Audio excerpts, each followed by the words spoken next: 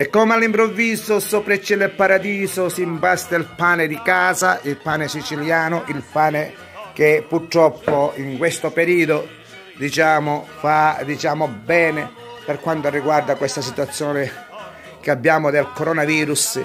Effettivamente si prepara quello che si deve preparare, si fa il pane di casa, il pane siciliano e il pane con il cruscente. Cruscente significa pane genuino, pane veramente genuino.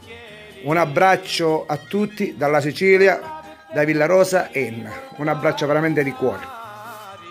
E come all'improvviso, seconda parte del pane di casa che si sta facendo, dopo essere lievitato, incominciamo a infornarlo a uno. Si inforna nel forno e 1, 2, 3, quando è pronto iteriamo in rete. Qua c'è gli altri 3 panuzzi già lievitati e belle che lo possiamo vedere tranquillamente e serenamente. Ora facciamo questa procedura.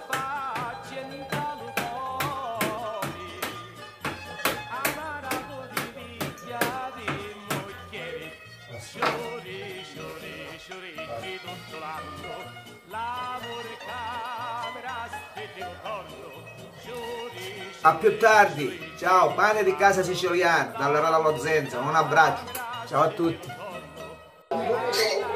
E come all'improvviso, sopra il cielo e paradiso, pane di casa, pane siciliano, guardate, bellissimo, guardate, e capite?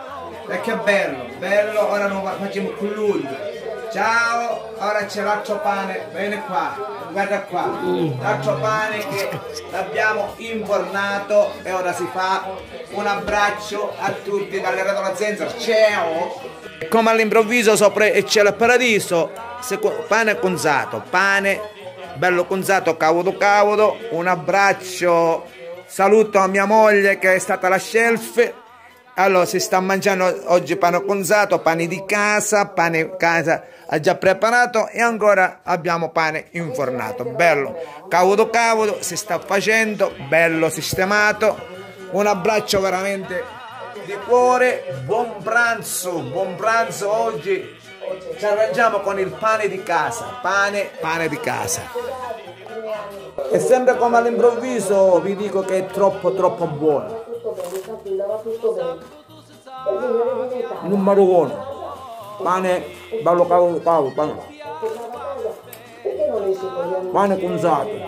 Ciao, buon, fatela pure voi a casa, mangia con tenendo. Ciao a tutti, viva la Sicilia, viva Villarosa.